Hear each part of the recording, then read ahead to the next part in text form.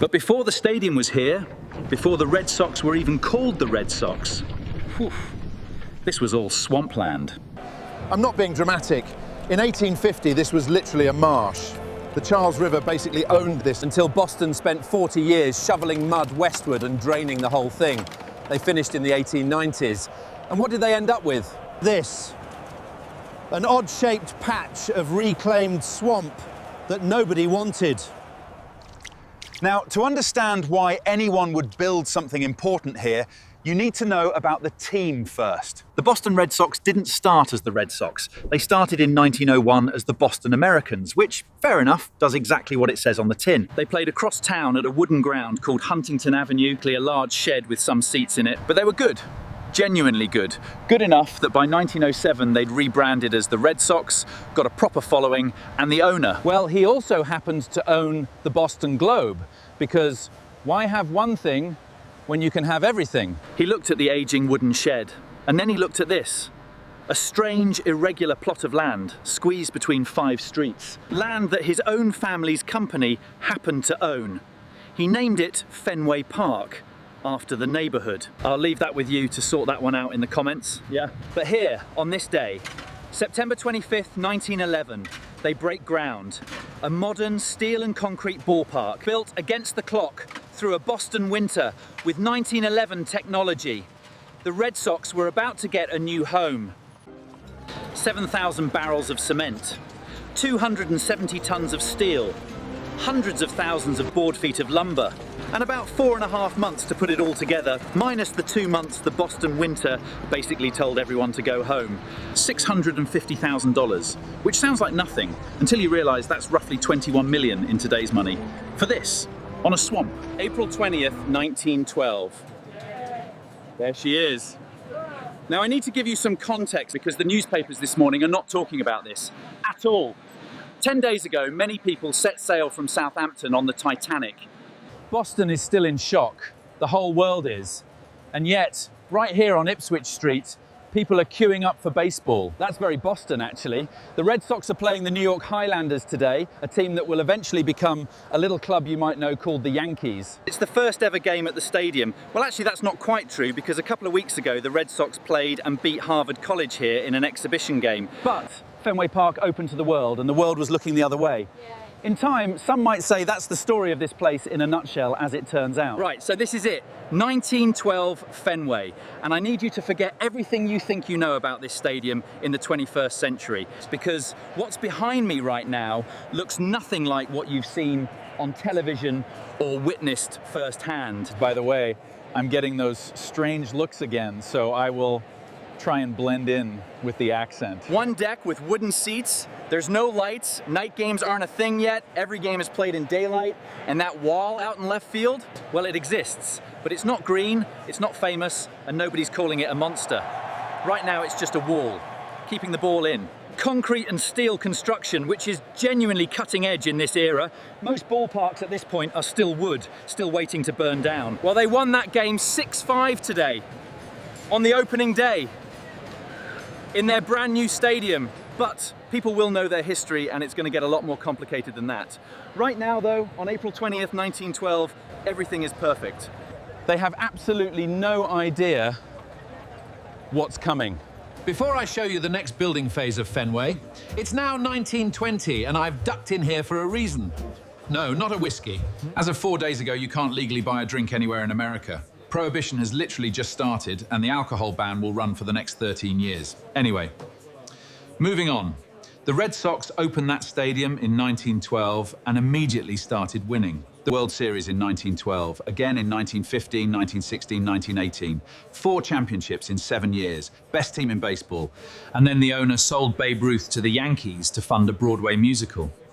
He then took a $300,000 loan from them, the Yankees that is, on top of it, and put Fenway Park up as collateral. He mortgaged the stadium for a musical, which is probably why I'm in here. It will be 86 years before they win another World Series. But that's a story for later, because right now that stadium is about to go through its first major transformation. And the stadium has its own problems. There's a fire destroying the left field bleachers. The damage is extensive. Wooden seats for you. Then just 8 years later, in 1934, another fire. The place is falling apart. And then a 30-year-old millionaire turns up. He buys the Red Sox in 1933 for $1.5 million. Right now, at this time, it's the highest price ever paid for a franchise. He took one look at this place and said, "We're rebuilding everything." $1 million. During the Great Depression, workers sleeping inside the stadium rotating shifts to hit the April deadline.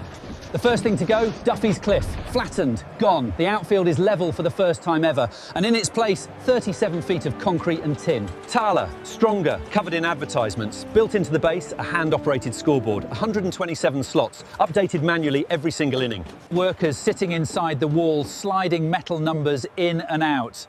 That scoreboard is still operated by hand today. Every game, someone still sits inside that, and hidden in the white dividing lines, in Morse code, the initials of the new owner and his wife. Hidden in plain sight for 90 years, if I remember. I'll show you that later. But here's the thing. You're looking at the most famous wall in the sport, and although it's green, it's not the shade of green it eventually becomes. That won't happen for another 13 years. Right now it's just covered in ads. The green monster doesn't exist yet. But it's coming. So Yorkie started to rebuild the place.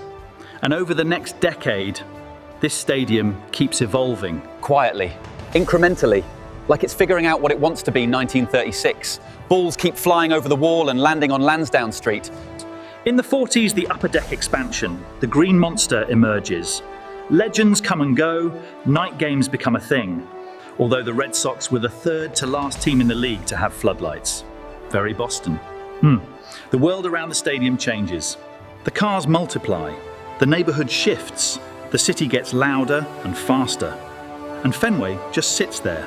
Solid, immovable, like it was always going to outlast everything around it. 1975, the players keep running full speed into the outfield walls. So they finally put padding on them. Probably should have done that sooner.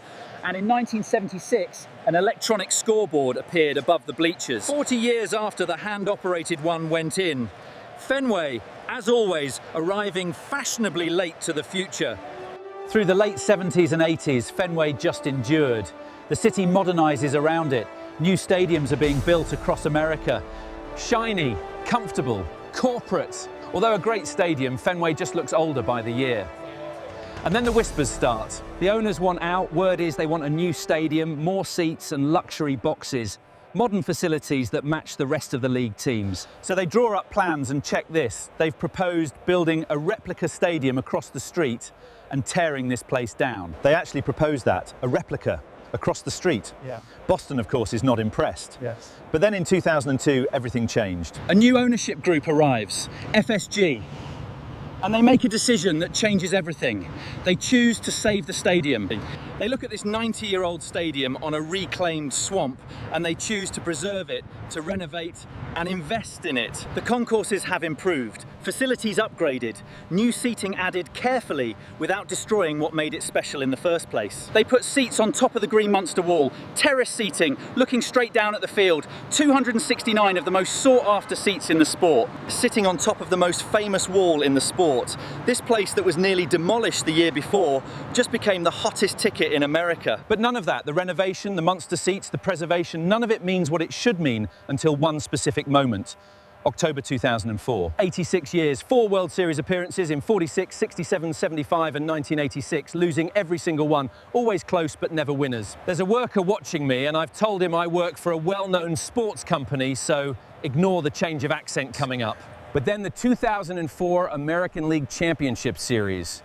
The Red Sox are 3-0 down to the Yankees. Nobody has ever come back from 3-0 in baseball history. Nobody. They win 4 straight. Then they sweep the Cardinals in the World Series. Right here, in this building, on this ground. Built on a swamp that nobody wanted, opened while the Titanic was sinking, mortgaged to the rivals. Nearly demolished, Fenway Park finally gets the moment it was always owed. 86 years. Behind me, the oldest MLB stadium, still standing, still running, still selling out. Every single game. Engineers reckon the renovation work means it can keep going until at least 2061, which would make it 149 years old, given everything it's been through. I wouldn't bet against it making 150. This has been Fenway Park. Remember, history isn't gone, it's just behind us.